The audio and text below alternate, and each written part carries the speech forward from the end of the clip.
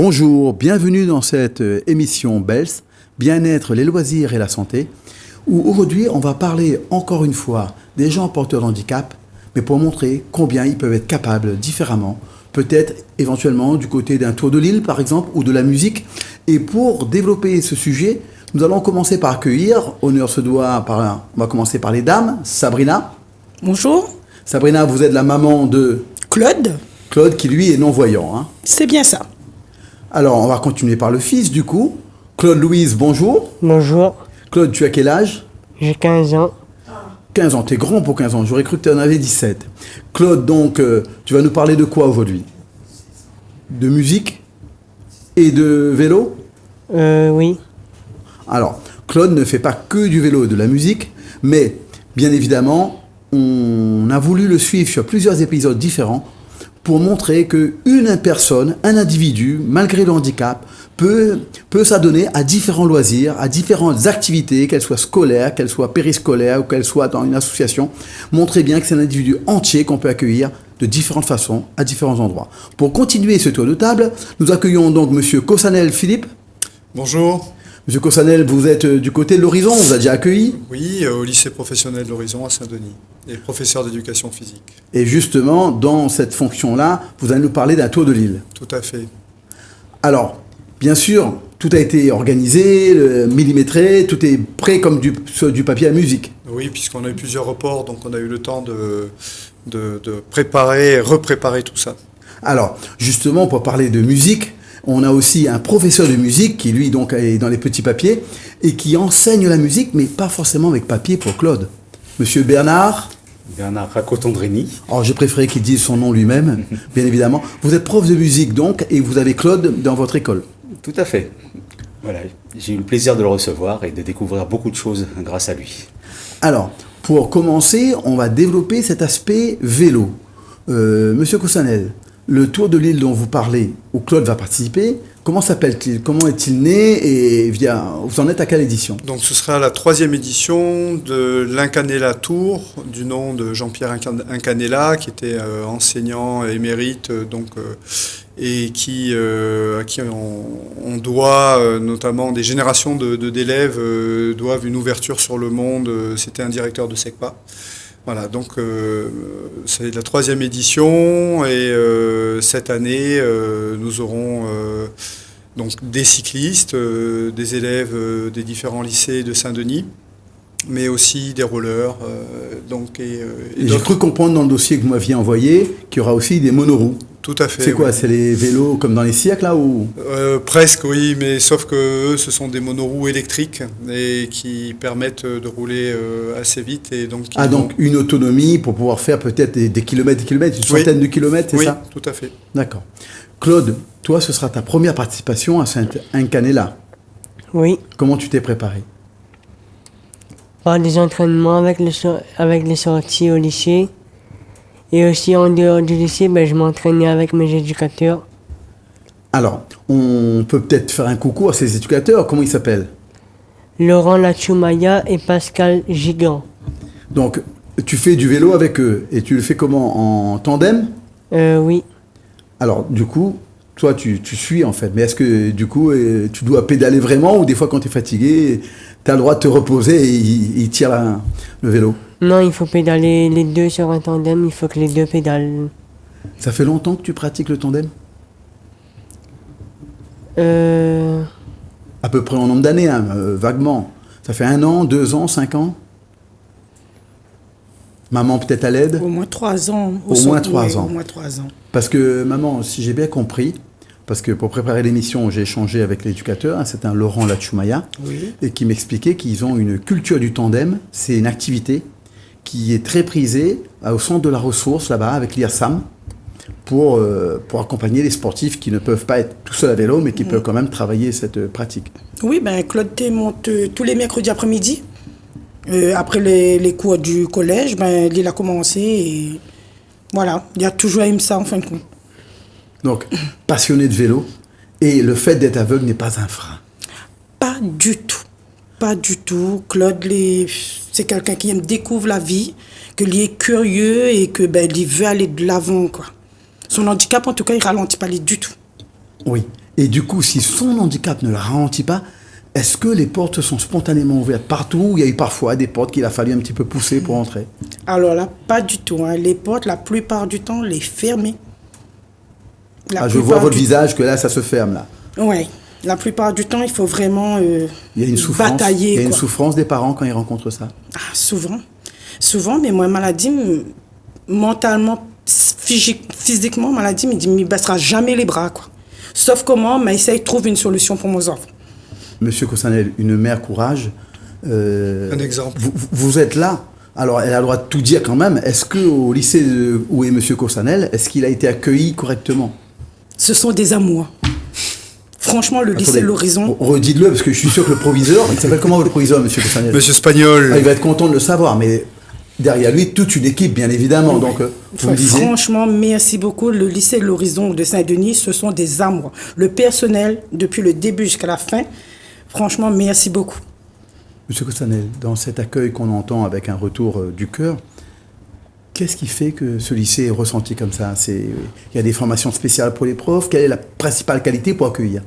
Je crois que c'est surtout une aptitude du personnel à entendre, à écouter donc les différents handicaps qu'on peut avoir chez certains élèves. On a des élèves qui sont très dyspraxiques, donc on a Claude, on en a quelques-uns et il y a une écoute, il y a une attitude très prévenante. Bienveillante, oui. Et puis, dès votre premier Incanella, cette empreinte en faveur des gens porteurs de handicap était présente. Oui, on avait donc des élèves de notre groupe APA, Activité Physique Adaptée, donc qui étaient soit des élèves en surcharge pondérale ou avec des diabétiques. Et l'objectif, c'était de leur montrer que ça ne pouvait pas être un frein à leur pratique physique. Alors, Bernard, vous me dites que en venant à l'émission, vous avez découvert que Claude faisait du vélo. Alors, je vous propose de regarder avec attention le reportage qui va suivre et on vous laissera la parole pour ouvrir le débat juste après.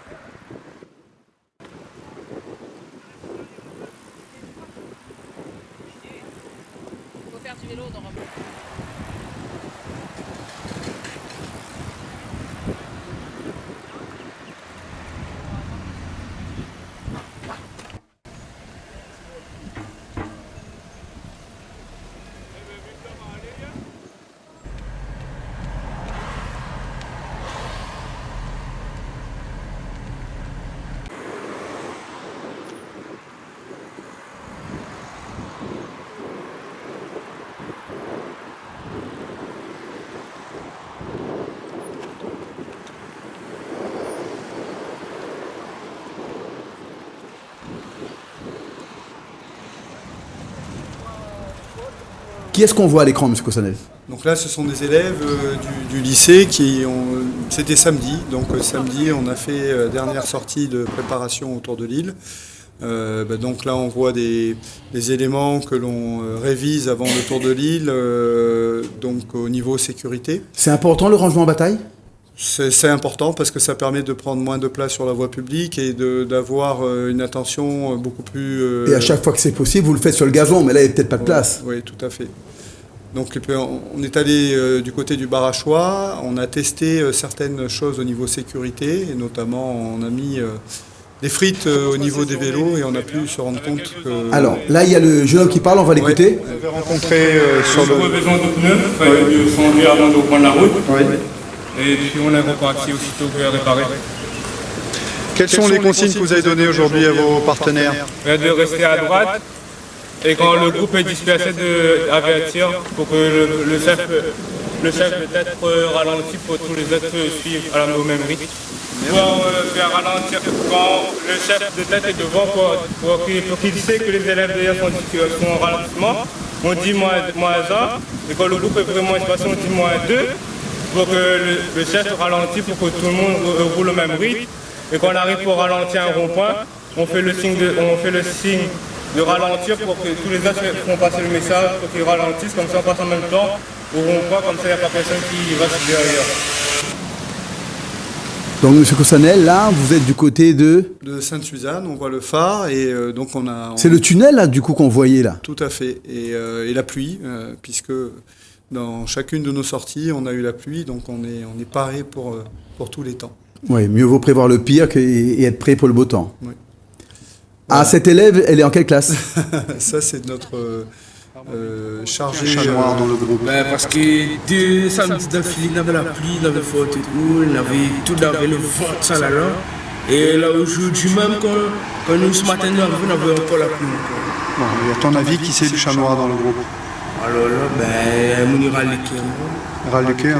Je l'ai fait, et on a fait, on cause. Alors, à ton avis, c'est qui le chat noir?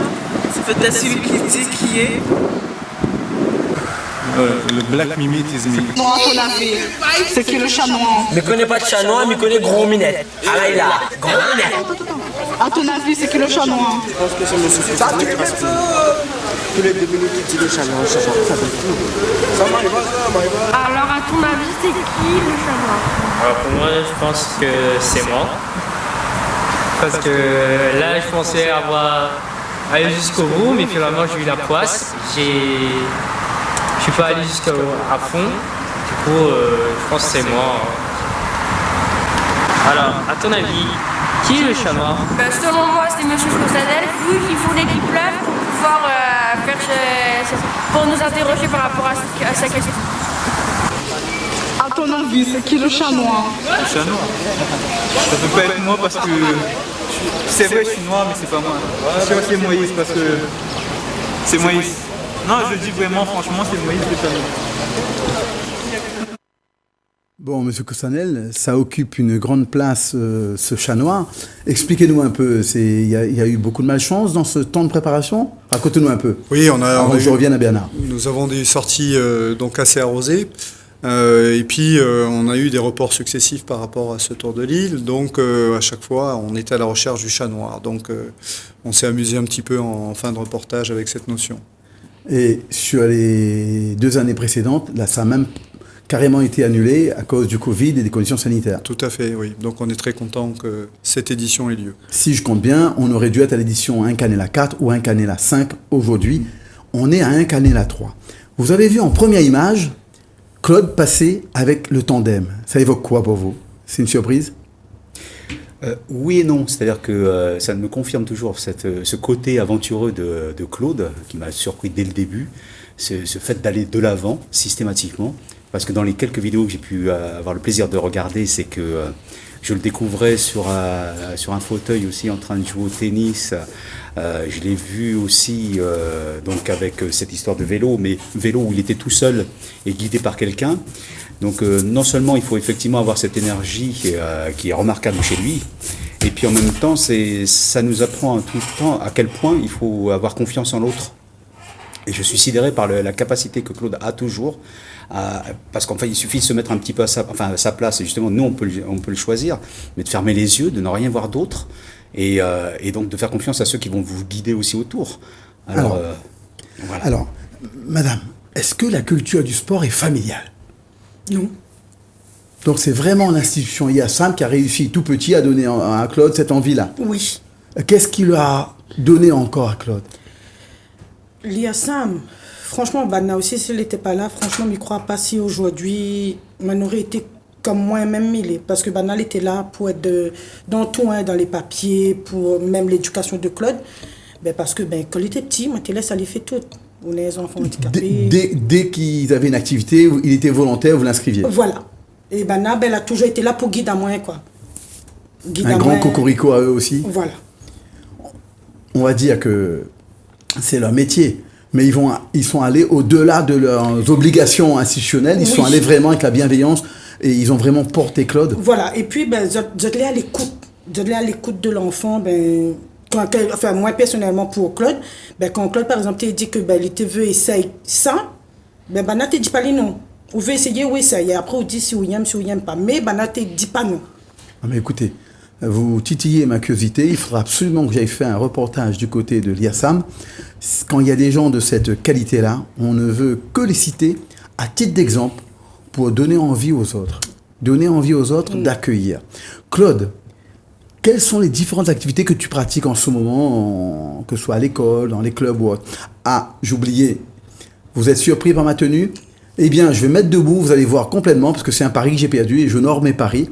Vous avez donc une belle tenue avec les bretelles, Monsieur Cossonel. Tout à fait. Et qu'est-ce qu'on voit sur mon t-shirt quand on ne le voit pas de très près? Lycée professionnel de l'Horizon Moufia, Réunion 974. Eh oui, j'ai perdu un pari, j'honore, mais c'est avec plaisir que je porterai aujourd'hui les couleurs du lycée de l'Horizon pour tout ce que vous proposez. Revenons, après cette boutade, à Claude. Claude, tu fais quoi? Tu fais, j'ai entendu, du vélo, on va voir la musique, qu'est-ce que tu fais d'autre? En EPS par exemple, qu'est-ce que tu as fait cette année? En EPS, il y a eu un cycle vélo, le premier cycle. Ensuite, il y a eu un cycle de natation. Et là, on est sur un cycle de boxe. D'accord, donc vous prenez toutes les activités comme elles arrivent. Est-ce que vous avez un peu peur avant une activité en disant comment ça va se passer ou vous faites confiance déjà à l'encadrement? Non, je fais déjà confiance à l'encadrement. Oui, et vous me disiez tout à l'heure, hors antenne, que même votre AESH est venu en boxe avec vous pour pouvoir voir comment ça se passait. Oui. Alors, j'ai été curieux. Sachez que le lycée L'Horizon ne fait pas n'importe quoi. En termes de boxe, je me suis renseigné. En fait, il ne boxe pas avec un adversaire. Lui, il boxe sur cible. Il n'y a personne qui va venir le toucher. Mais par contre, Claude, il faudra qu'on a aussi fait un reportage. Il y en a à faire autour de Claude. Dire Sam, du côté de la boxe, parce que c'est un club du côté du Moufia qui s'est installé depuis un peu 2 ans. Et en creusant, en allant à une réunion pour comprendre comment Claude était accueilli, j'ai vu qu'ils accueillaient plein de groupes différents porteurs de handicap. Il y a des gens qui viennent de l'IRSAM, il y a des gens qui viennent en tant qu'autistes avec le papa, et il y en a un qui est passionné. Il y a une vraie volonté du côté du Moufia avec M. Souya comme président, M. Nicole Quentin comme entraîneur. Il y a même un champion de boxe en kickboxing, champion du monde. Et tout ce monde-là, vraiment, a développé une approche bienveillante d'inclusion que nous allons voir pour vous les montrer, parce que quand il y a un bon exemple, il faut le citer. Alors sur le plateau, nous accueillons une dame qui a remplacé M. Cossonel, c'est la mamie de Claude. Oui, bonjour, Justine. C'est la mamie de Claude. C'est Claude, c'est mon petit chouchou déjà. Il y en a plusieurs, les autres vont pas être jaloux. À vrai dire, moi, il y en a 26. Donc, s'il faut être jaloux... Il y a 25 jaloux, Claude est le chouchou. Voilà. Claude, c'est mon petit chouchou. Toujours été, de toute façon. Hein. Mais est-ce que parce qu'il vous donne de l'affection, est-ce que c'est juste parce qu'il a une cécité au niveau de la vue, ou est-ce que c'est parce qu'il vous renvoie de l'affection? Si, il me renvoie de l'affection et vraiment un peu plus pour son handicap aussi, que je suis là pour les lui. deux. On l'aime, on l'aime tellement fort que finalement, ça fait effet, il vous renvoie l'amour que vous avez et ça se surenchérit. Et à qui aimera le plus fort? Depuis sa naissance, de toute façon, j'étais avec lui. Voilà quoi. Vous le voyez comment, Claude, aujourd'hui? Oh ben, fier de lui. Vraiment, mais pensez pas avoir allé comme ça en fait. Il y a beaucoup d'émotions, on va passer à quelqu'un d'autre, on viendra avec vous. Effectivement, quelle joie de cette mamie, de cette maman. On va rester avec Bernard et on va rester avec Claude. Claude, alors sans jeu de mots aucun, j'aurais envie de dire, et toi, comment tu vois tes parents? Comment tu vois ta mamie? Comment tu les perçois? Parce que bien sûr, ils représentent quoi pour toi?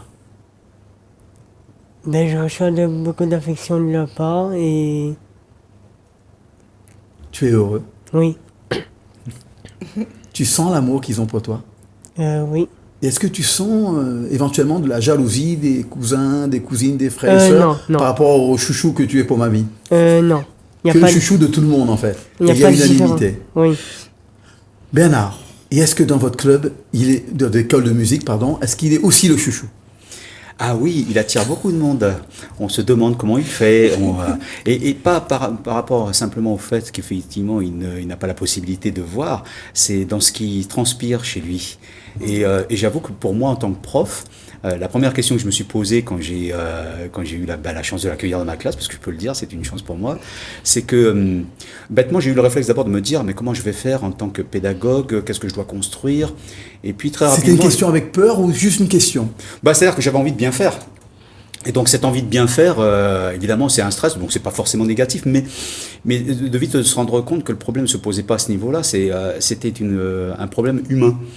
Et du moment où effectivement je me suis rendu compte que la musique était un simple vecteur dans cette rencontre, bah, ça a été du pur bonheur, parce que finalement c'était se positionner dans le fait d'accepter ce qu'il allait apporter et de voir à quel point bah, ça m'a aidé personnellement. En fait, c'est ça la chose miraculeuse, c'est que j'en ai quelques-uns dans ma classe qui portent des handicaps différents, et en fait à chaque fois ça me renvoie une telle joie, parce que ça m'ouvre Vous l'esprit. avez d'autres enfants aussi qui sont avec des handicaps, lesquels par exemple? Oui, ben par exemple, en fait, la première personne que j'ai accueillie dans ma classe il y a quelques années qui portait un handicap, c'est une personne malentendante. Ah oui, donc c'est complètement un autre handicap, et à chaque Voilà, fois qu'on en et qui en accueille... plus finalement était plus handicapant pour la musique, puisqu'il s'agit du son. Et bon, elle est appareillée, elle entend, mais pour la petite histoire, en fait, j'avais la grande sœur en cours, et en discutant, j'ai compris qu'elle montrait à sa petite sœur quelques petites choses au piano, et je lui dis bah, pourquoi elle ne vient pas. Et c'est là que j'ai découvert cette enfant qui en fait était malentendante. Et de fil en aiguille, finalement, j'ai cherché à prendre des cours de langue sourde. Alors, je la parle absolument pas couramment, cette langue. Et en plus, je sais plus si c'est cette définition qu'on doit donner. Enfin, il y a le sumain. Enfin, voilà, c'est parce que souvent on parle de langue des signes et ça ne se limite pas à ça. Mais pourquoi? Parce que je me suis rendu compte que même si elle entendait, quand je lui demandais, pour donner un exemple précis, de lui jouer un la, je pense qu'elle faisait un peu exprès de jouer à côté, mais dès que je lui faisais le signe qui correspond à la lettre, le système anglo-saxon de la musique, le A qui correspond au La, et le A, donc en langue des signes, c'est celui-là. Et quand je lui demandais d'essayer de me jouer le A, elle me le faisait tout de Levez suite. bien les mains au niveau du visage pour qu'on vous voit. Et justement, bah, vous pouvez passer un message à cette jeune fille, si elle vous nous voit, en tout cas, si elle nous regarde, en langue des signes. Oui, en même temps avec la parole pour les autres qui ne oui, bien parlent sûr, pas cette langue. voilà, c'est ça. Bonjour à Lauriane. Et, levez bien les mains. Voilà, bonjour Lauriane, et est-ce que tu vas bien? Voilà, et à bientôt pour travailler la musique. Donc, vous accueillez une jeune fille qui n'entend pas, qui joue la musique. On en connaît qui joue avec la vibration. Alors, vous changez de public toujours sur le handicap. Tout est recommencé parce que les techniques que vous avez mises en œuvre ne peuvent plus être transférées. Il faut recommencer à trouver des solutions. C'est tout à fait ça. Ce qu'il y a de commun, c'est la bienveillance. Ouais. Et ça m'a sorti de quelque chose. C'est pour dire à quel point le premier qui est enrichi sur le sujet. Quand on me dit que je suis généreux, je finis par plaisanter en disant que non, je suis très égoïste puisque ça m'apporte énormément de choses. Ma formation de base, c'est pianiste classique. Donc j'ai appris la musique en la lisant. Et donc j'ai découvert qu'en fait, en plus, c'est que c'est important de la travailler évidemment sur l'oreille. Et là, avec Claude, ça me permet de décupler plein de façons de faire. Et avec une élève malentendante, c'est de se rendre compte que c'est avec le ressenti, par exemple pour l'aspect rythmique, de tapoter sur son bras pour qu'elle sente la pulsation. Alors, on va poser la question à la maman qui a récupéré ses émotions, qui faisait écho à la mamie. Merci de partager cette émotion. On a tourné les caméras vers d'autres invités. Mais est-ce que vous voulez rajouter des choses sur l'espoir que vous avez, le futur que vous projetez pour Claude? Comment vous le voyez dans 10 ans, dans 15 ans? Est-ce que vous êtes posé ces questions? Non. Non, comment dire? Mais vivre le jour le jour. Nous ne connaissons pas de quoi demain est fait. Mais en tout cas, moi, je suis fière de ce que mon garçon il est déjà aujourd'hui. Et franchement, mais j'espère le meilleur pour lui, quoi.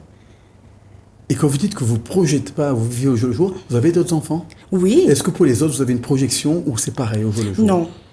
Déjà, maladie ne m'impose jamais mes enfants, quoi que ce soit. Après, bien sûr, ils mettent les autres au carré. Des règles, mais ils ont les choix. Voilà. Mais après, décider de autres à venir, non. C'est autres choix, autres, et peu importe ce que les autres va devenir, de ce que les autres va faire, Mamie, moi, je serai là. Moi, je vais revenir vers vous. Oui. Est-ce que vous avez déjà été voir Claude en spectacle de musique ou autre chose? Oui. Vous n'en loupez pas une? Oui, souvent. Qu'est-ce qui vous a le plus marqué dans ces différentes expériences que vous avez pu voir? Déjà, qu'il a déjà joué sur le podium avec plusieurs, il a accompagné plusieurs groupes, déjà. Dans un groupe carrément? Dans un groupe où ça va. Et sur le podium de l'Odyssea, quand il fait le relais de cancer du sein. Alors, mamie, il n'a pas encore eu le temps de partager avec vous, mais Claude a donné son accord, les parents ont donné leur accord, Claude va être bientôt visible dans un petit clip qui va faire la promotion du Handi Caravane. C'est-à-dire, c'est un tour de l'île qui va mettre en valeur, mettre en avant les gens porteurs de handicap, les gens qui les entourent, les gens qui sont autour, et bien sûr aussi accueillir les gens qui posent des questions, qui n'ont jamais osé poser des questions. On va pouvoir les rencontrer, je veux dire, toucher un aveugle ou dyslexique ou autre et se apercevoir qu'il n'y a pas de contagion là-dedans. Et qu'il suffit simplement, je dis ça parce qu'à une époque, on disait ne touche pas quelqu'un qui est épileptique, ça risque de... Si on voyait sur une émission belge une petite fille dans un fauteuil, j'ai eu le retour des parents, la mamie disait « Mon enfant, fallait pas rentrer dans le fauteuil, il peut porter malheur. N'expérimente pas, ça peut t'arriver. » Et au contraire, Bernard, on a besoin d'expérimenter pour un peu comprendre sans pouvoir se mettre à la place. Mais il faut le vivre, oui, effectivement. Et puis j'ai eu le plaisir tout à l'heure d'avoir une petite expérience juste avant de rentrer sur ce plateau, de voir ce que c'était de se mettre à la place de Claude, par exemple, pour la boxe. Oui, et c'est édifiant. Et donc c'est édifiant tout de suite, parce qu'on est obligé de se rattacher à d'autres choses. Mais c'est ça qui est génial, parce qu'on ne soupçonne pas. Et finalement, quand on parle de handicap avec ces personnes, comme je dis toujours, c'est que aux autres élèves, mais on a tous des handicaps. Il y a ceux qui sont avérés, et puis il y a tous ceux que l'on contient. On reste discret là-dessus, mais finalement, ça nous emmène avec justement des gens comme Claude, à ouvrir les yeux aux autres, justement pour leur dire... En tout cas, pour revenir à notre actualité immédiate, lorsque l'émission passera à la télé, nous serons à une semaine du Incanella Tour qui va se dérouler le 29 avril, le 30 avril et le 1er mai. Le 29, ils vont être du côté de Saint-Denis jusqu'à l'Étang-Salé. Si vous les voyez passer, faites attention. Puisque M. Cossalel me disait que les voitures passent très près. Ils ont fait une expérience sur la vidéo avec des frites. Les voitures passent très près. Ils auront encore des frites ce jour-là. Le deuxième jour, le samedi, ils vont partir de l'Étang-Salé jusqu'à Sainte-Anne. Et le dernier jour, ils vont arriver fatigués, éreintés, mais contents. Peut-être Claude en tête avec son tandem. Ils vont arriver du côté de la région. Ça, c'était pour l'actualité immédiate. Et pour parler de ce Handi Caravane, Claude Mamie, il va nous faire la musique du générique. Il va apparaître dans le petit clip. Je vous laisse le découvrir bientôt parce que ça va être la surprise. Et évidemment, toutes les bonnes volontés qui veulent porter le handicap, qui veulent aussi s'associer à cette aventure du Handi Caravane, c'est ouvert. Contactez le MPR, l'association des anciens élèves qui est porteur du projet, au 06 92 72 00 92. Vous pouvez retrouver leurs coordonnées sur une émission qui est passée avant, et vous les retrouvez en replay comme nos autres émissions. D'ailleurs, on peut retrouver l'émission que vous avez regardée où Claude jouait effectivement de la musique. On peut retrouver une autre émission où on voit Claude fabriquer une musique à partir de picking en superposition. Quelqu'un a un dernier mot avant de nous quitter ? Bernard ? Un petit mot important, c'est que pour la réussite d'un enfant, c'est aussi l'accompagnement familial. Et pour un enseignant, c'est ce travail d'équipe. Et ça, je ne remercierai jamais assez les parents de Claude. Et sa maman en particulier, et son papa que je vois régulièrement. Et je sais à quel point c'est toute une organisation. Il faut l'écho chez les parents. Ça marche parce qu'on est ensemble. C'est un travail que l'on fait ensemble. Un dernier mot ? Je vais dire à Claude, félicitations. Vous serez là à l'arrivée du Incanella ? Ah oui. Le 1er mai, donc devant la région vers 15h, c'est ça ? 15h, 16h hein. Pas de problème, je serai avec la maman. Est-ce que la maman criera plus fort que vous ? Oui. Et moi, c'est mon dernier petit mot pour dire. Merci à mon mari, Villepont et Allon, parce que il est pas le papa de Claude, mais c'est un grand soutien pour lui. Oui. Franchement. Vous m'avez dit que... Est-ce qu'on peut en parler ou pas ? Vous m'avez dit que souvent, quand il y a un enfant porteur de handicap, un des deux parents peut parfois disparaître de la vie de l'enfant. C'est pas de la lâcheté, c'est qu'ils font comme ils peuvent, je crois. Et puis, voilà, bravo à ceux qui restent, et bravo à ceux qui portent leur croix, leur fardeau, et qui devient un cadeau au bout du compte dans tout ce qu'on voit, bien sûr. Claude, on te laisse dire au revoir à tout le monde. Moi, je vais laisser le dernier mot pour toi. Le jingle va se lancer sur tes paroles à toi. Je vous dis au revoir et à bientôt pour une prochaine émission. Je laisse la conclusion à Claude. Merci à tous et à la prochaine.